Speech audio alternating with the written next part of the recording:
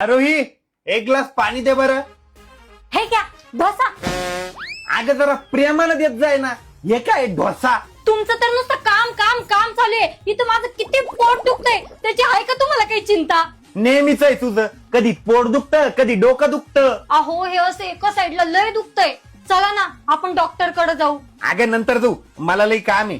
सध्या पुरत्या गोळ्या घे आणि झोपून राहा. काही होत नाही थोडं दुखलं तर.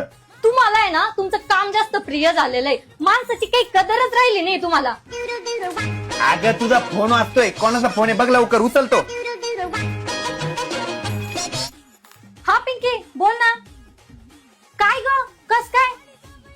बरं ठीक आहे आणून देते. काय ग काय झालं? सगळं ठीक आहे ना? हा काय नाही नॉर्मल आहे. अगं पिंकीचा फोन होता ना, सांग ना काय झालंय? अहो ते पिंकीची कंबर दुखतीये तर झेंडू बाम आणून दे म्हणे. अरे यार काय सांगती, पिंकीची कंबर दुखतीये. बिचारीला किती त्रास होता असेल ग.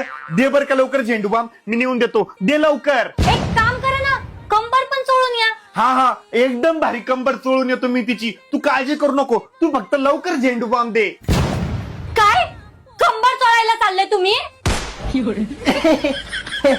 अगं मी ते हे म्हणत होतो की माझं काम झालं, तुझं पण पोट दुखतंय ना, ये इकडं, तुझं पण पोट चोळून देतो.